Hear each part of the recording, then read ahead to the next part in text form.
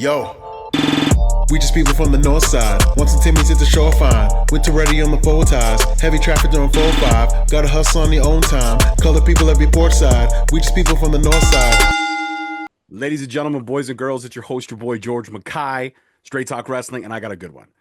I got the daughter of a legend, the daughter of a Hall of Famer, the daughter of one of the biggest heel turns of all time in professional wrestling. Bigger than Hogan, bigger than John Cena, I would say. Ladies and gentlemen, help me welcome the legend of the legend, Kelly Slaughter, daughter of Sergeant Slaughter. How are you? Hello, how are you? I am fantastic. For a second I thought you were gonna say, "Listen up, maggots." I was gonna be like, "Oh, she's gonna say it." I love it. Listen up, maggot. Yes, there we go. I love it. Like we were talking about in setting up this interview. Your dad was my guy. Like when I was a kid, GI Joe, your dad, it went hand in hand, and then he shocked the world as we turned to a new decade. In 1990, your dad became a sympathizer of Kuwait and became a sympathizer of Iraq, and he switched to the other side, and it was huge. It was huge for the wrestling world because at then we didn't have the dirt sheets, we didn't have the background information, and a lot of people believed what they saw on TV. What was it like for you, your siblings, to experience this crazy time in pro wrestling history? It was awful. It was awful. So I have a sister. She's 4 years older than me. So I was in the sixth grade when all of this happened. So I was around 12 years old. And so that's like an awkward stage anyway, growing up. And then it was always kind of weird because of who my dad was.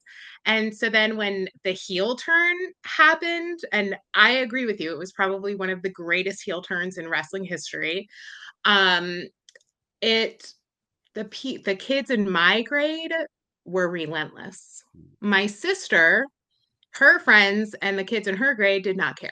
Mhm. I think they were just older, so they understood it more. Um, Whereas the kids that I was around, I got HE double hockey sticks. I don't know if I can swear on your program. You absolutely can. Go ahead. I feel it. Okay. Go ahead. You can. I got they gave me hell, and I gave it back to them. I didn't just sit there and, let them be mean to me. I was mean right back. But I would go home and ask my dad. I would tell my dad the things that people would say to me, and um he would laugh. Like he would think it was funny because, it's part of the business. And um I was talking with Big Boss Man's daughter Lacey, and we were talking about how our dads got paid to talk shit to people. Like and that's what we grew up around. But for my dad, like that's what he did for a living. He talked shit. People talk shit to him. He talked shit to other people. So for him it was funny. For me, it was awful. And I just wanted him to give me some comebacks, like things that I could say back. And he never did. He would just say, you can let them know that we're laughing all the way to the bank. That's a great line. I mean, that really is. Yeah, whatever. Man. You don't like my dad? It's cool. We get paid. It's all good. Right. Exactly. So, at the time in sixth grade, I didn't know what that meant. So I'm like, what are you talking about? We don't laugh when we go to the bank. You know? But that was like his response to stuff. And it was not only the kids in school, but there were bomb threats. People threatened to kill us. My dad, Vince's family, they threatened to bomb the WWE offices in Stamford, Connecticut. We had 24-hour security. We had people living in a Winnebago outside of our house. Security living outside. They would do like parameter checks. They had our house was under surveillance, like on the inside. There was like audio and video equipment in there, just security cameras and things. And we had security following us everywhere we went. So if We went to the mall. My mom and sister and I, we had a security detail. They stayed away. Like it really wasn't, they weren't like right next to us. It's not like we had bodyguards or anything like that, but there was a security detail that followed us. And it was scary. We lived on a in a very small town, and we lived on a dirt road that was unmarked, and it was a very long driveway, and I would have to walk it every day after school. And I would be scared walking because what if someone was hiding in the woods, or a car could come up from behind me, and anything like that. So it was really scary, on top of having to deal with what I was dealing with at school, on top of worrying about my dad, knowing that my dad is wrestling in a bulletproof vest. Um, he'd already been stabbed, like in Guam, he'd been stabbed. Um, so it was already, wrestling fans are the greatest fans in the world, but they can also be a little nutty. Let's be honest. Um, so it was, but wrestling fans are like the best though. You know what I mean? Like they just, because they get it and they get into it and they get the gimmicks, and you know, um, but it was an extremely difficult time. And I don't know if you watched the A&E biography that they Did, did with yes. my dad, but you can actually see there's a scene where we're all, my family, my dad, my mom, my sister, and I are sitting there at my dad's, and you can see my reaction. It was an honest reaction where my dad said that they knew where we lived, they knew our names, and they knew what school we went to. And that was the first time I'd ever heard that. Yeah. And so my reaction, I turn, I'm like, what?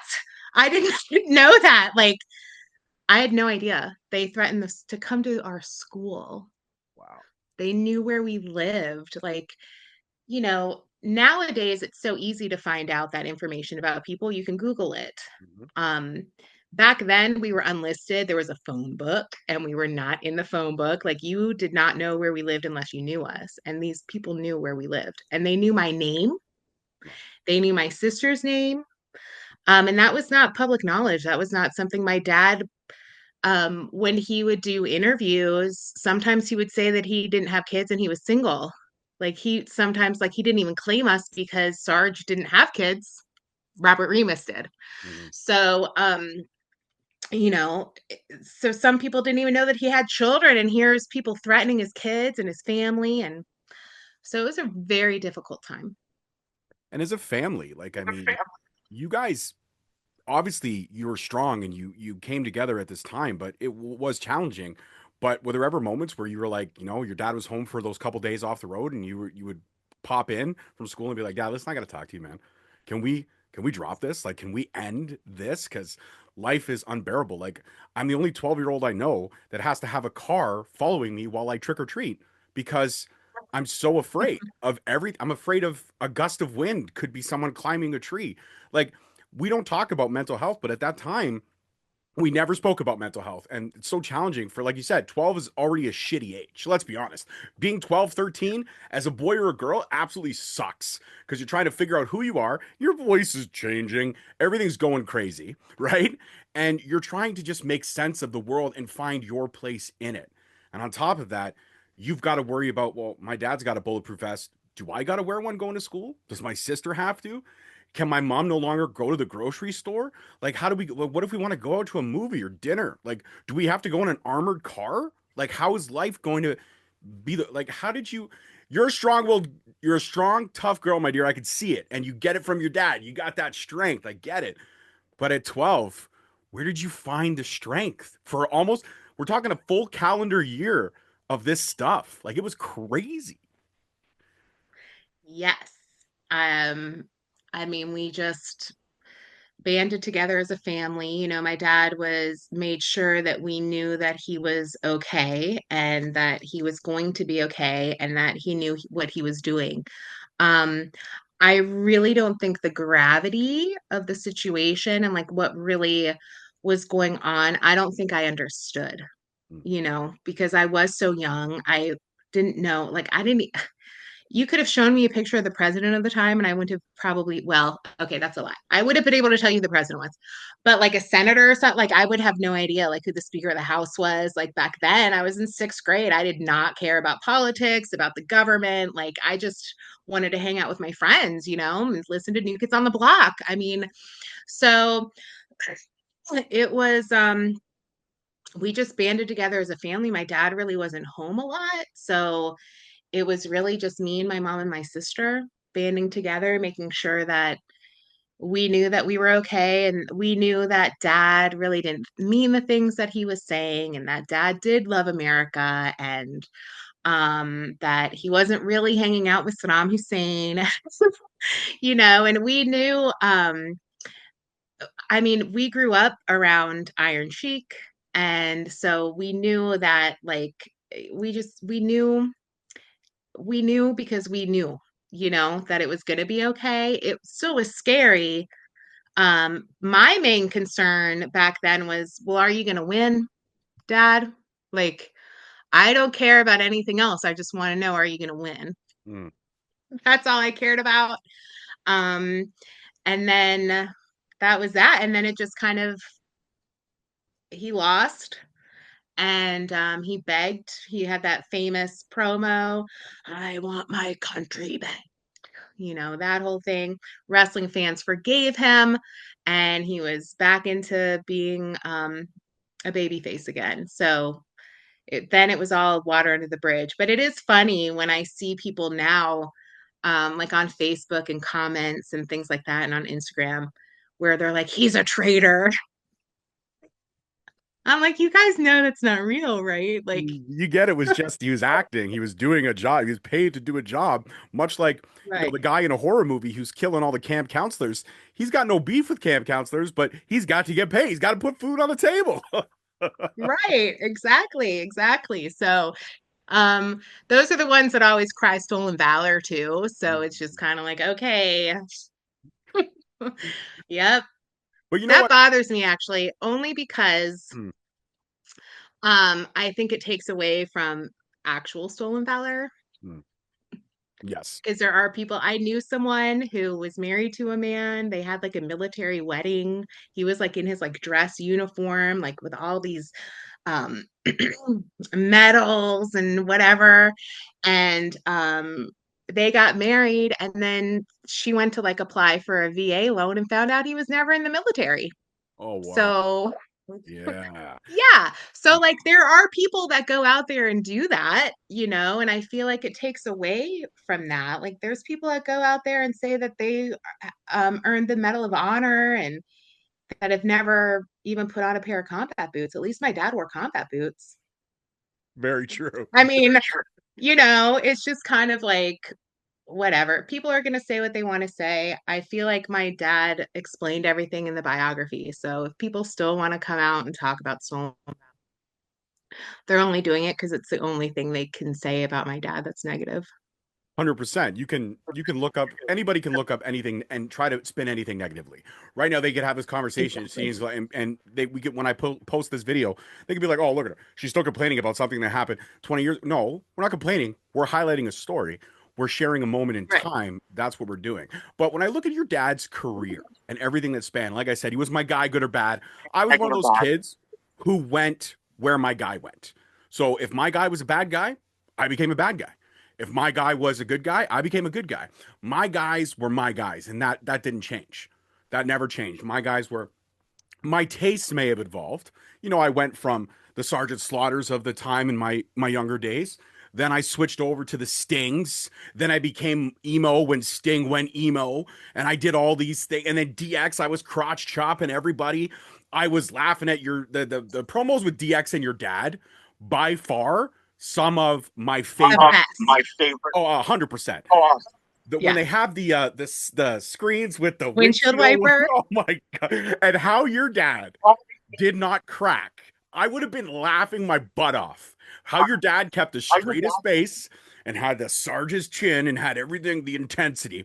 I'll never know. But those must have been some of his funnest moments to be involved in that attitude era, but not have to worry about all the shenanigans in the ring.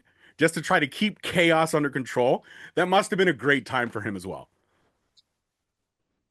Oh yeah. And he talks about that, and he talks about he didn't know that DX was going to do that. That Hunter and um what's his name? Sean. Oh, I'm totally blanking on his name. Sean. Yeah, Sean.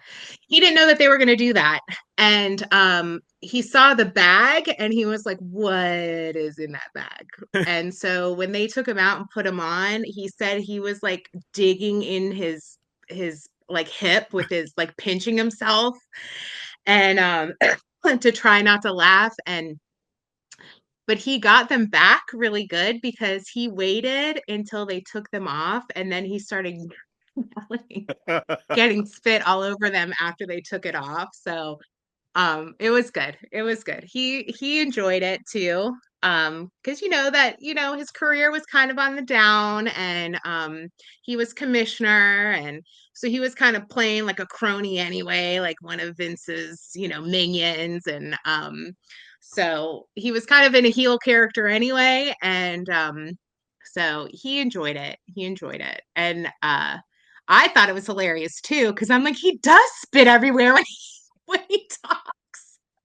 Sarge, we love you. She's your daughter. I'm a huge fan. We love you. But she's right. You can look at some of your older promos, the intensity was there. And you could all, like, even there's some promos I go back, and I love the old school promos because they don't have the same vibe that they do now. Guys and girls cut promos now, and it's all business and it's intensity, and I love it. But back then, it was something special. Like, you look at those early Survivor Series promos, or you look at any promo with your dad when he was mixed with anybody, or especially your dad with Mean Gene. God rest Mean Gene's soul. Your dad with Mean Gene, some of those promos are the best. Your dad would just get so intense, and Mean Gene would just be, pulling away. But it was just, it's that magic that made, childhood fans like myself become adult fans and still enjoy it. I know the dirt sheets kind of ruined all the mystique. The curtain got pulled back. We know about everything now, but in the same time, it's still fun to go back. And like, my 9-year-old daughter, my 16-year-old daughter, not so much anymore. She's kind of faded away from wrestling, but my 9-year-old's still a big fan. I took her to Elimination Chamber. John Cena turned heel. We were in the crowd that night. We were in the building. John Cena turned heel. I looked at her. I'm like, "Are you okay? Are you good?" Because that's her guy. John Cena's her guy. She's loved John Cena since she was 3 years old, and I showed her wrestling for the first time. She's been hooked. She's like, "I'm good, Dad." She's like, "Where he goes, I go." And I was like, you got the Georgia, you got the Sergeant Yes. Slaughter attitude. Where he goes, you go. That's the journey. Enjoy the ride. Enjoy the story. Don't worry about which side of the fence they're on. Just enjoy it, because they're not going to be able to do this forever. So enjoy it while they're in the ring. And your dad, it's pretty cool though, because not only does he have a Hall of Fame career, which, if I ever get to meet him, I'm going to congratulate him, give him a big hug, because he damn well deserved it. But congratulations to you. His name is etched in time. How special was it to see your dad not only cemented as a cartoon character in the G.I. Joe early movies and the early TV show, but now he's immortalized in the Wrestling Hall of Fame, the WWE Hall of Fame, which it as far as Hall of Fames go, it's top tier. There are a lot of great Hall of Fames, but WWE is cemented in legacy and in time. How special was that moment in 2004 when your dad got that induction that he so rightfully deserved? It was very special, and it was really neat to be able to go and see my dad celebrated by his peers, celebrated, and see how much the younger guys looked up to my dad. And, he was a mentor to a lot of them as well. It was it was a very special thing to be able to see my dad get the recognition that he deserves. I love that. I absolutely love that. I don't think there's a better answer than that, because your dad does deserve so many recognition. And I mean, it's got to be cool now, because I know you've accompanied your dad sometimes to conventions. You've gone with him to some of the signings and such like that. You posted a little bit of that on your Facebook page and all that stuff. When you get to see how the fans interact with him, you get to see when fans share a memory or fans talk to him. Like, I mean, I show my daughter the old G.I. Joe cartoons when he comes out with the "listen up," like it's gold to me. It's gold. It's some of the best. And when you see the fans sharing and interacting with your dad, and you just see the fact that he lights up because he just loves this business so damn much. I mean, he's got that the video arcade system at his house. He still plays it. Like, I love it. So when you know that the how important the impact was he had in pro wrestling, and how much of the fans how he touched the fans. What does that make you feel like as a daughter? It makes it worth the fact that my dad was only home or that my dad was gone 300 days of the year. Like it makes it worth it because, we always had to share my dad. My dad's been wrestling since before I was born. I've never known a life without wrestling in it or my dad wrestling. So it's really nice to see and to hear the stories and to see people cry when they meet him, get choked up, and telling so many people come up and tell him, I joined the military because of you. I'm an Army Ranger because of you. I have a friend of mine who said that if his drill instructors didn't act like my dad did, then they were no good. They weren't a real drill instructor. So I mean, that was like the basis of being a drill instructor or drill sergeant. And so, it's really cool to see, my dad recruited for the military without even knowing he was doing it, you know. Best recruitment ever. They didn't even have to pay for it.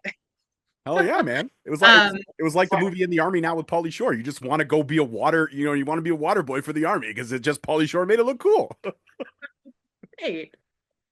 Oh, So it's neat. And like I said, it makes it worthwhile to know that he may not have been home with us, but he was affecting so many lives. And the stories that I hear from people that say my dad wasn't in my life and you were that father figure for me. I mean, it makes me want to cry, and how that my dad really touched these people that much. And, he's just my dad. Like, you know what I mean? Like, it's not like I'm a fan of Sarge and Slaughter. You know what I mean? I'm not, I don't watch wrestling. I'm not really into wrestling. I was more when I was little. So I think people get disappointed when they ask, like, what was it like to have your dad as Sergeant Slaughter as your dad? And I'm like, what was it like having your dad as your dad? You know what I mean? It's like he was my dad. Like I got in trouble and for doing things that I shouldn't do. And he had to be the dad when he was home. Usually it was my mom. Um, my mom lived a very hard life because she was mom and dad. She was a single parent with being married and you know what I mean? It was like he was never home. So she was the one that was mom and dad. And so yeah. listen, I've talked to so many legends, children, and some legends who speak so fondly of the wrestling business, and some legends who, children who say, it was hard. It was hard that I had to share my father, and even though my father was out there entertaining and touching so many lives, he was never home for me. And you hear that so often. But you know what? The one thing I can say is, your mom. She had to shoulder the load, and he even talked about that in the biography. He talked about how Mhm. he missed you guys like crazy and he wished he could have been there. But the business is so much different now than it was at that time.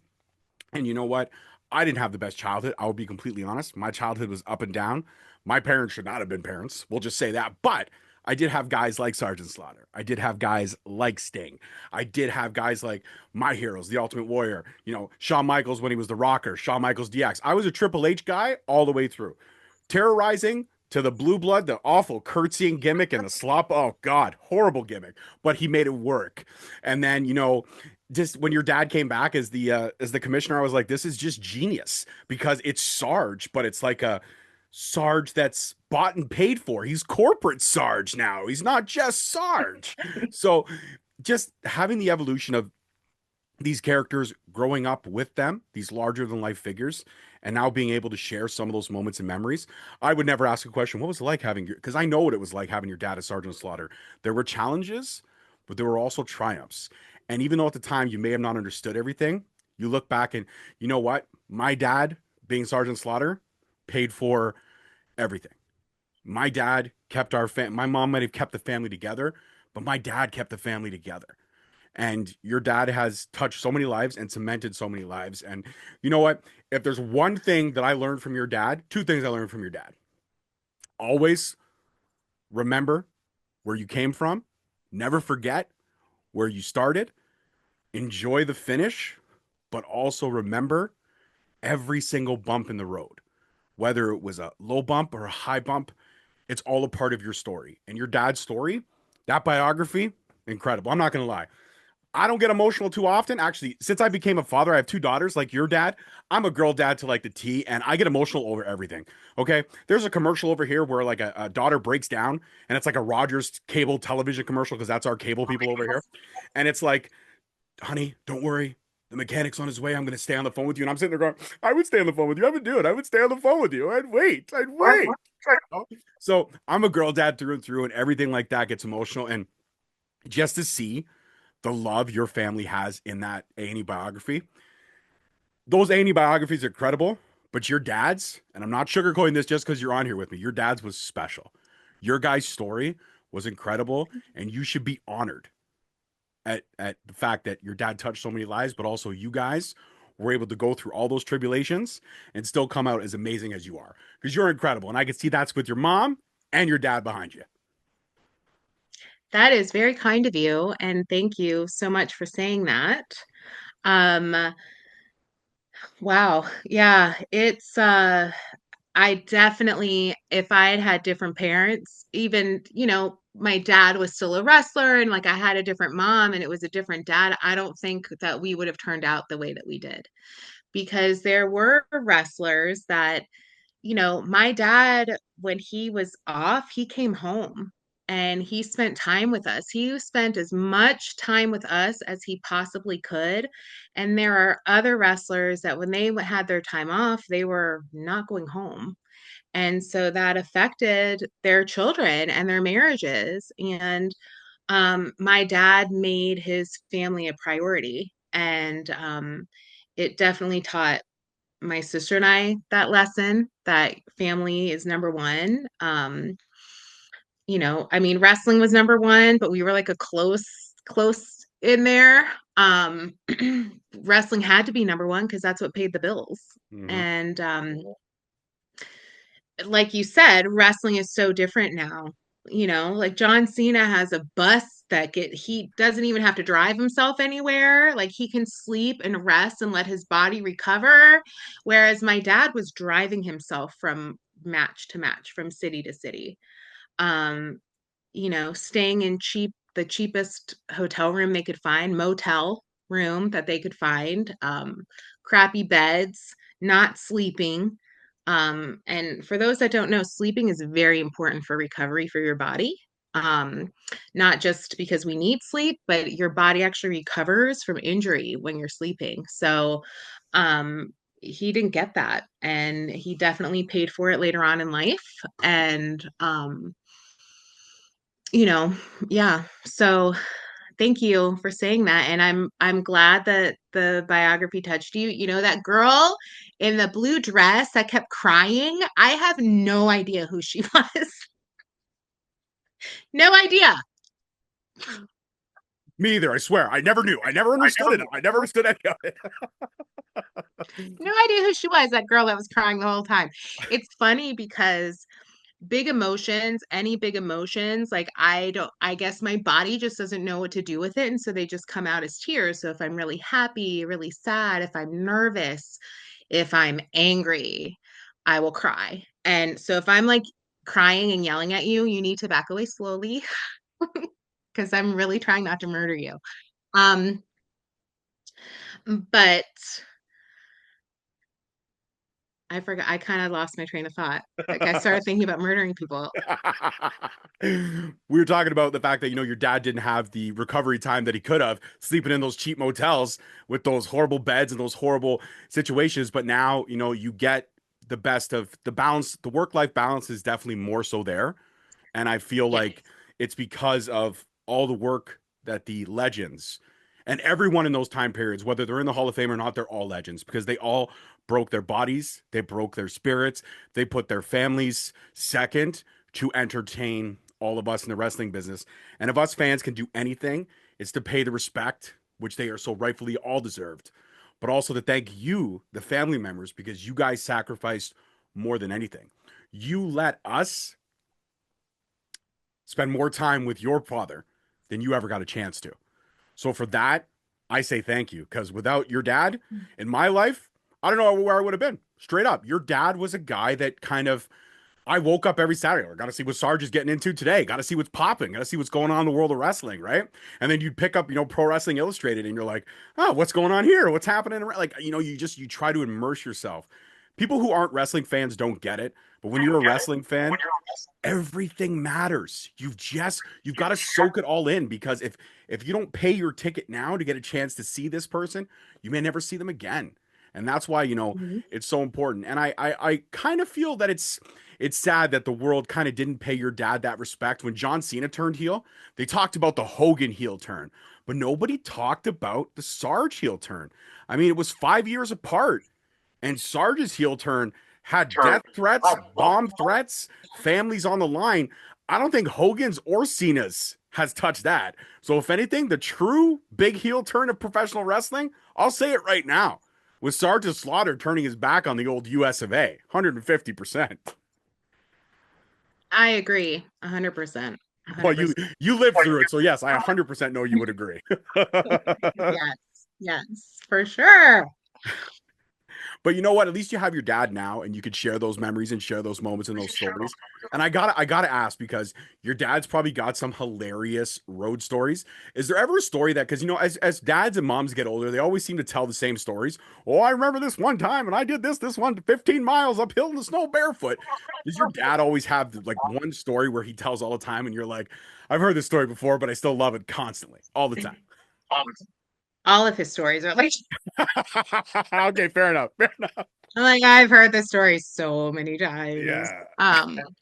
Yeah, I mean, he does tell, so little shameless plug here, but I have a YouTube channel called Slaughter Daughter, Mhm. and it's basically me and my dad just talking. And he does tell some stories from the road, and there he tells a really funny story about him and Roddy Piper. He and Roddy Piper were very good friends.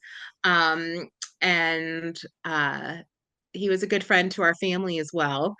And so you have to watch it because I can't do the story justice. But it's like crazy. And the things that they would get away with, because number one, they were good talkers, Right. right? They were like really good at, like, I mean, they'd like cut a promo on people, the cops or whatever. They get pulled over and they're getting recognized, and oh, you want an autograph, and but they were good talkers, and they could talk themselves out of things. And um but you got to watch it because he's got some really good stories on there with him and Roddy. And yeah, it's like story, I think it's called Stories from the Road or something like that. I can't remember, but Yeah. it's a good one to watch for sure.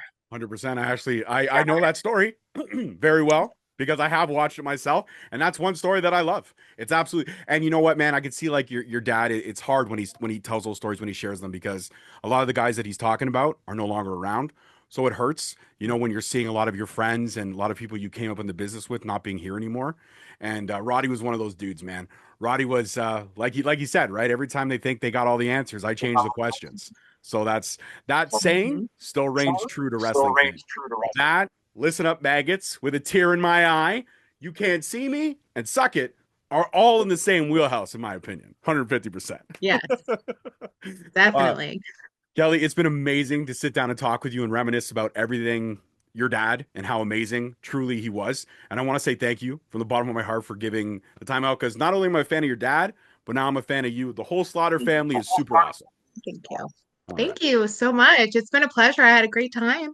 Well, thank you. I appreciate Thanks that. for I having me appreciate it. on. I absolutely listen. If your dad's ever bored and he needs a place to talk to someone who hasn't heard all the stories, you tell me. I will gladly have your dad on this show. I would go crazy. The first 20 minutes would just be being like, oh my god, it's Sarge. Call me a maggot again. Call me a maggot. Come on, one more time. Call me a maggot. One more time. Call me. Now call me a puke. Yeah. Tell me I suck. Do it. Spit on the screen. Yeah. I love it. Yes.